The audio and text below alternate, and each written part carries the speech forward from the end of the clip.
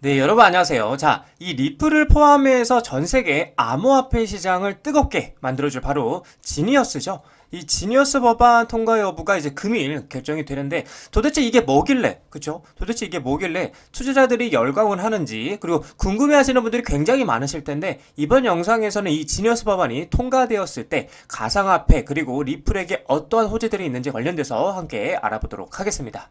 자, 뉴스를 보게 되시면 이제 암호화폐 7월 9일이 운명의 날이라고 얘기를 하고 있어요. 그래서 지니어스 법 하원을 통과했다라고 얘기를 하고 있는데, 자, 이 지니어스 법안, 그쵸? 이 지니어스 법안은 이제 미국에서 최근에 주목받는 가상화폐, 블록체인 산업 관련 법안 중 하나라고 볼 수가 있는데, 이 법안이 만약에 이제 통과가 될 경우에 이 다섯 가지 호재로 좀 요약해 볼 수가 있을 것 같은데, 먼저 첫 번째 같은 경우, 네, 첫 번째 같은 경우에는 이제 명확한 규제 환경이라고 볼 수가 있는데 가상화폐 산업에서 가장 큰 리스크 중 하나는 불명확한 규제라고 볼 수가 있어요. 그러니까 지니어스 법안은 이제 가상자산의 정의와 규제 범위를 명확히 하면서 미국 내에서 디지털 자산의 법적 지위를 확립할 가능성이 높고요. 이 불확실성, 그렇죠? 가장 중요한 이 불확실성이 줄어들게 된다라면 기관 투자자들의 참여가 늘어나게 되고요. 안정적인 시장 형성이 촉진된다라는 걸 말하고 있는 겁니다. 자, 그리고 두 번째에서 말씀드리면 블록체인 기술 활성화 지원인데 블록체인 암호화폐 관련 혁신 기술을 장려하는 조항이 포함될 가능성이 크다라는 겁니다. 특히 이제 블록체인 인프라 투자, 연구 개발 지원, 그리고 사이버 보안 투자 등을 포함해서 미국 내에서 블록체인 기업들이 성장할 수 있는 기반이 마련이 된다라는 거죠. 또한 이제 세 번째 같은 경우에는 세금, 그 정말 중요해요. 이 세금 혜택 가능성인데 일부 조항에서는 이제 암호화폐 거래에 세금 감면 혜택이나 합리화된 과세 기준이 포함될 가능성도 거론이 됩니다. 예컨대 이제 소액 거래에 대한 면세 그리고 이 스테이킹 굉장히 중요하죠. 이 스테이킹 보상에 대한 명확한 세금 지침 등이 나올 수 있다라는 거예요. 자, 그리고 네 번째. 자, 이 네 번째도 굉장히 중요한데 기관 투자들의 참여 활성화예요. 규제가 명확해지면은 은행 그리고 또 어디가 있어요? 자산운용사가 있고 그 다음에 또 어디가 있을까? 헤지펀드, 그쵸? 이곳들, 그러니까 즉 기관 투자자들이 더욱 적극적으로 암호화폐 시장에 진입할 가능성이 매우 높다라는 거예요. 그렇게 된다라면 당연히 이제 거래 대금이 어떻게 된다? 높아질 거고요. 돈이 들어오게 된다라는 건 주가가 자연스럽게 상승할 수밖에 없기 때문에 비트코인, 그쵸? 이 비트코인이나 이더리움이나 리플 등등 주요 코인의 장기 상승 요인으로 작용할 수 있다라는 겁니다. 자, 마지막으로 다섯 번째는 미국 주도권 강화로 인해서 글로벌 시장의 상승 압력인데 이것도 굉장히 중요합니다. 미국이 블록체인 산업 주도권 굉장히 중요하죠.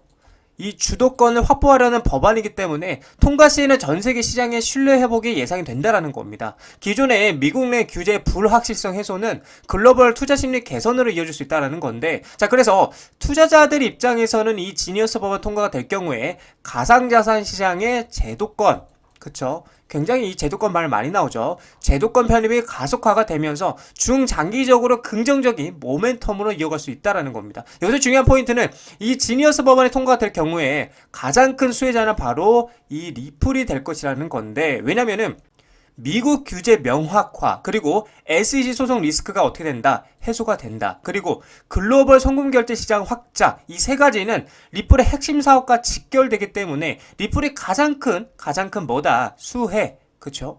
수혜를 받을 것으로 예상이 되고 있다라는 겁니다. 자, 그래서 저는 여러분들에게 거의 다 왔다라고 말씀을 드리고 싶어요. 우리 투자자분들께서는 정말 4년에서 5년 동안 정말 고생 많이 했잖아요. 이 지독한 재판 때문에, 그쵸? 근데 이 불확실성이 해소가 된다라는 건 그만큼 반대로 기대감이 형성이 된다라는 말이기 때문에 우리는 뭘 해야 되냐? 이 리플을 신뢰하고 이 구조를 이해하면서 투자에 나가셔야 된다라고 저는 계속해서 여러분들에게 말씀을 드리고 싶은 관점입니다. 자, 리플 차트를 보게 되시면 현재 계속해서 계단식 상승으로 꾸준하게 다시 한번 이 박스권 상단부죠. 요 매물대 3,250원짜리를 돌파하려는 모습들을 보여주고 있고 물량을 계속해서 어떻게 하고 있다? 흡수를 하고 있는 모양으로 보여지고 있는 상황이고, 그래서 결국 중요한 거는 이 3,250원짜리를 돌파한 후에 안착해주는 그림이 나와줘야 이제는 상마 스탠스로 올라갑니다 라고 말씀드릴 수 있다라고 계속 말씀을 드리고 있고, 그렇게 되면 이제 4,000원짜리까지도 충분히 도전하러 올라갈 수가 있다라고 말씀을 드릴 수 있겠고, 반대로 이번에도 이제 돌파하지 못하고 꼬꾸라지게 된다라면 이번에 좀 강하게 떨어질 가능성이 큽니다. 그렇게 되면은 2,500원짜리까지도 하방 리테스트, 그러니까 쌍바닥 리테스트 리스트를 하러 떨어질 가능성이 있다. 근데 제가 계속 여러분들에게 말씀드린 게 뭐예요? 여기 아래로 3,000원 아래로 떨어지게 되면은 우리는 뭘 해야 된다? 매수를 하면 된다. 굉장히 뭐다? 매력적인 자리이기 때문에. 그래서 오히려 떨어지면 또 감사합니다 하고 매수를 받으면 되는 거고, 올라가면 또 거기에 따라서 익절하면서 대응하면 되는 거고, 그렇기 때문에 우리는 어려울 부분이 없다라고 좀 여러분들에게 말씀을 드리고 싶습니다.